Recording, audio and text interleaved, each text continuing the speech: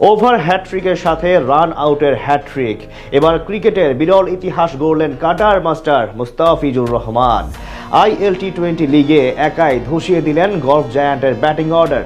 সেখানেই এমন কীর্তি গড়ে রীতিমতো হইচই সৃষ্টি করেন টাইগার পেসার।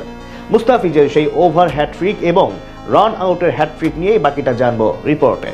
বল হাতে মুস্তাফিজুর রহমানের ম্যাজিক যেন ছুটেই চলেছে। প্রতিদিন প্রতিটি ম্যাচে ছাড়িয়ে যাচ্ছেন নিজেকে নিজে। কাটার, স্লোয়ার এবং স্পিড সব ভেরিয়েশন ব্যবহার করে তিনি এখন IL-T20 লিগে সেরা বোলার হওয়ার দ্বার প্রান্তে, যার প্রমাণ দিলেন আজ আরও একবার। গলফ জায়ান্টের বিপক্ষে আজ ওভার হ্যাটট্রিক করে রীতিমতো তাক লাগিয়ে দিলেন সবাইকে। মাত্র এক ওভারেই ধসিয়ে দিলেন প্রতিপক্ষ ব্যাটিং অর্ডারকে। গেল সপ্তাহে রেকর্ড দামে IPL এ দল পেয়েছেন মুস্তাফিজুর রহমান, যা নিয়ে এখনো আলোচনা চলছে ক্রিকেট ভিত্তিক মিডিয়াগুলোতে। এরপর যেন বল হাতে আরো বেশি আক্রমণাত্মক হয়ে উঠেছেন দুবাই ক্যাপিটালসের জার্সি গায়ে। প্রতি ম্যাচে বোলিংয়ে এসে একের পর এক উইকেট তুলে নিচ্ছেন তিনি, যার কারণে এখন যেন দলের মধ্যমণি হয়ে উঠেছেন দ্য ফিচ।